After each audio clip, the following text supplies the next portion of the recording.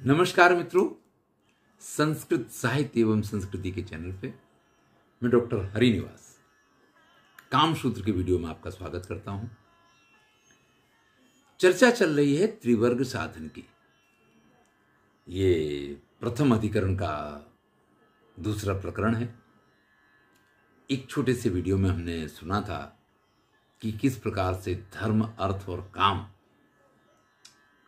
को हमें अपने आयुष्य के हिसाब से बांट के और फिर भी एक दूसरे के साथ रख के इनका पालन करना चाहिए।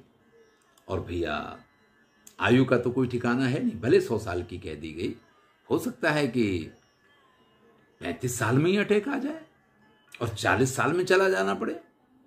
हमारे बड़े बड़े जो श्रेष्ठ लोग हुए हैं, शंकराचार्य जैसे लोग भी हैं, 35 साल, स्वामी विवेकानंद जैसे लोग बड़ी जल्दी चले गए। तो या तो ये मान लीजिए कि उन्होंने मोक्ष की साधन कर लिया था इसलिए चले गए, या फिर वही बात जो इन्होंने कहा कि आयुष्य का तो कोई ठिकाना नहीं है। चलिए, आज हम चर्चा करेंगे ब्रह्मचर्यमेव त्वा विद्या ग्रहणात्। विद्या ग्रहण कब तक कर लेना चाहिए?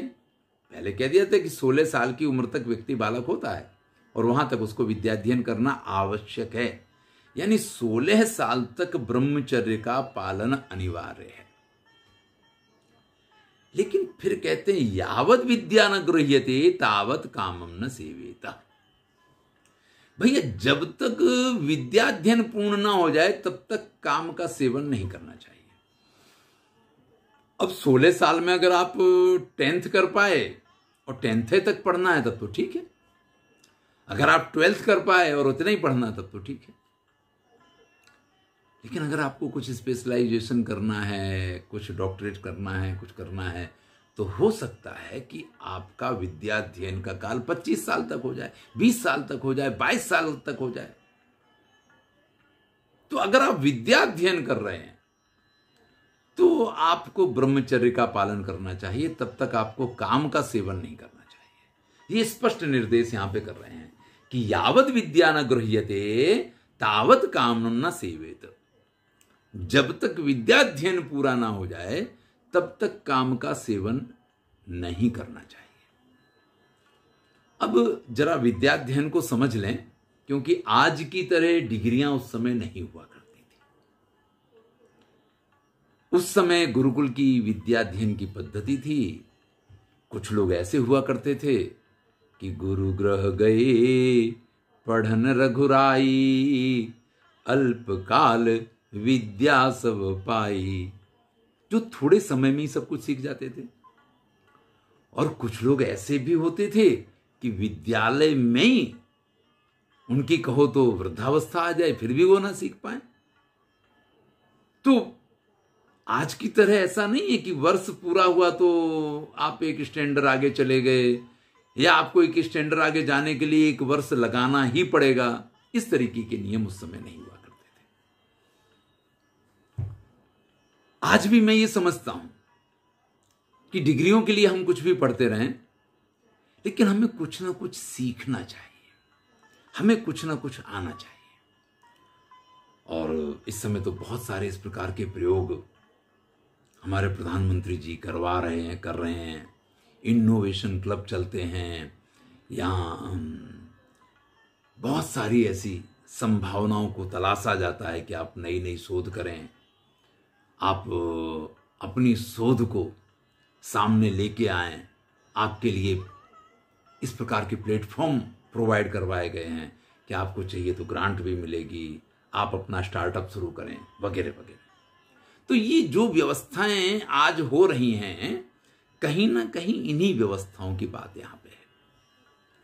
यहां पे ये कहा गया है कि जब तक विद्याध्ययन पूरा नहीं हो तब तक भैया आप काम का सेवन नहीं कर सकते। तब तक आवश्यक है कि आप ब्रह्मचर्य का पालन करें। 16 वर्ष तक बाल्यावस्था का जो कथन है उसका एक कारण और है कि यहां तक कभी भी बालक का स्वयं रेतस विनिष्क्रमण नहीं होता है।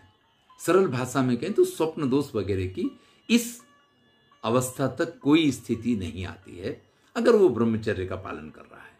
इसके बाद ये सारी संभावनाएं खड़ी हो जाती हैं, लेकिन उसको ब्रह्मचर्य का टूटना नहीं कहा गया है। काम का सेवन करने की मनाही की गई है, लेकिन अगर स्वप्न दोष वगैरह हुआ तो इससे ब्रह्मचर्य भंग नहीं हुआ करता है। इस चीज को आप समझ के चलें। चलिए, ये तो हुई बात ब्रह्मचर्य और बाल्यावस्था की।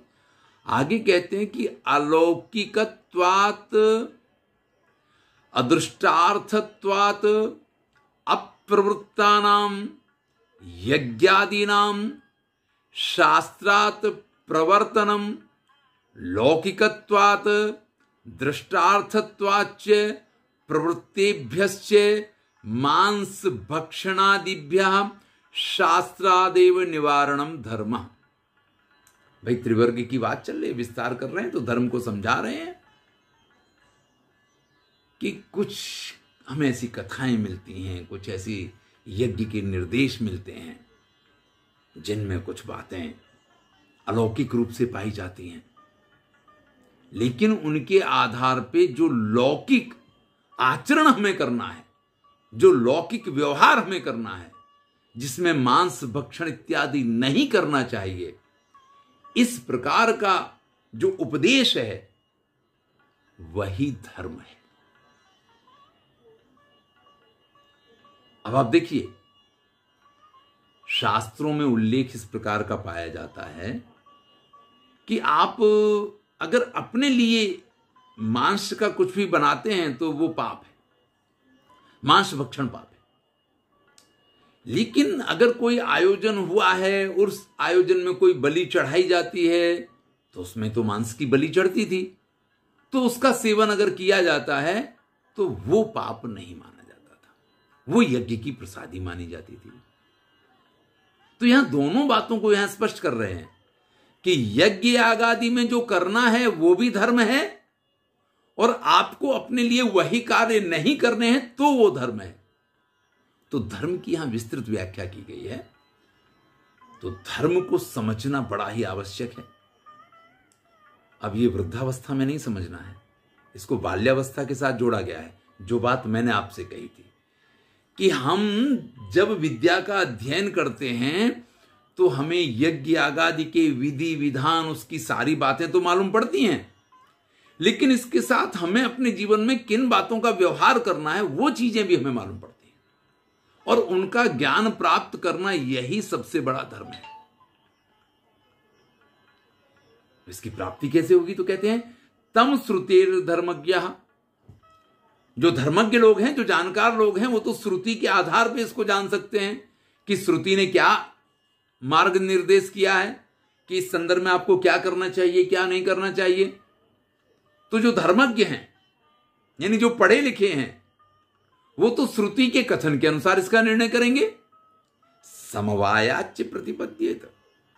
लेकिन अगर कोई अनपढ़ है, किसी ने विद्या का पूर्णकालिक अध्ययन नहीं किया है, कोई वेदों को नहीं जान पाया है, कोई वेदों को नहीं समझ पाया है, तो ऐसे लोग जो हैं, श्रेष्ठ लोग जो करते हैं उसका अनुकरण करके, इसलिए श्रीमद् भगवद गीता में भगवान श्री कृष्ण कहते हैं यद यदा चरति श्रेष्ठा तत्तदेवेतरो जनः।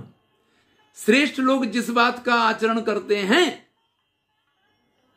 अन्य लोग उसी का अनुकरण करते हैं, क्योंकि धर्म को समझने का यही उपाय है। और काम सूत्रकार भी धर्म प्रतिपत्ति का वही उपाय बताते हैं। तो भैया विद्याध्ययन कीजिए, विद्याध्ययन के आधार पर जीवन जीने की कला सीखिए। अगर आप पढ़ गए हैं तो ग्रंथ भी आपका मार्गदर्शन कर पाएंगे, वेद आदि, श्रुति स्मृति की बात की है। और अगर आप नहीं पढ़ पाए हैं तो जो श्रेष्ठ लोग आचरण कर रहे हैं उसके अनुसार आप समझ सकते हैं कि जीवन जीना ये वास्तव में क्या है, किस प्रकार से हमें अपने जीवन को आगे बढ़ाना है। अब चलिए अर्थ की बात करते हैं। धर्म की बात तो हो गई।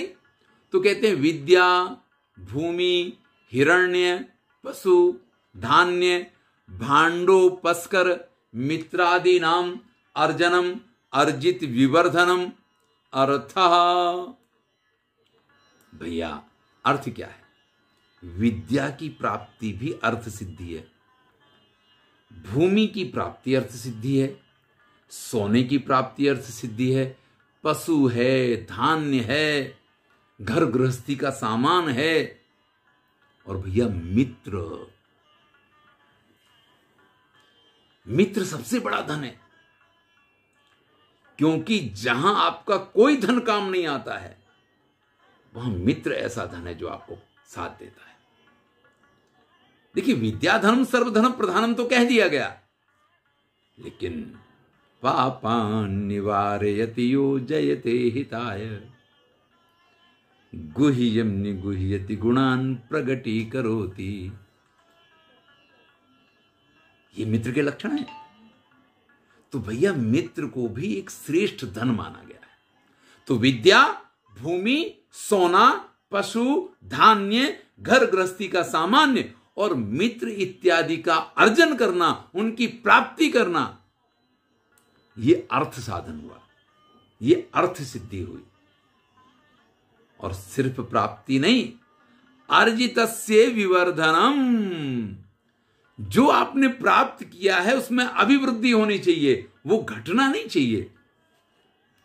ये नहीं एमए किया, पीएचडी किया, इतने ग्रंथ हमने पढ़ लिए, हम कॉलेज में अध्यापक हो गए, हमने पढ़ाना शुरू कर दिया, और अब क्या जरूरत है? अब तो जो पढ़ाना है वही पढ़ लेना है। आज पढ़ लिया, पढ़ा दिया जाके, और ज्यादा हुआ तो 2 साल बाद तो कुछ याद रह गया, वो पढ़ा दिया, कुछ नया इधर उधर की गप्पे मार दी, कहानी पूरी हो गई। नहीं भैया, आज जीवन विद्यार्थी रहिए। आज भी 4-4, 5-5 घंटे बैठ करके पढ़ता हूं, तब आपके सम्मुख ये वीडियो प्रस्तुत हो पाते हैं। अगर ये आजीवन विद्यार्थी नहीं रहूं ना, तो ये संभव ही नहीं है।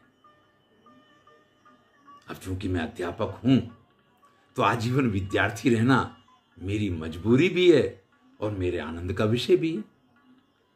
आप भी अगर अध्यापक हैं या अध्यापक बनना चाहते हैं, तो इस बात पे ध्यान जरूर दीजिएगा कि अध्यापक बनने से पहले विद्यार्थी बन जाइए, आजीवन विद्यार्थी बन जाइए। जब तक हम पढ़े नहीं, जब तक हम कुछ नया ना पढ़ लें, तब तक मुझे नींद नहीं आनी चाहिए।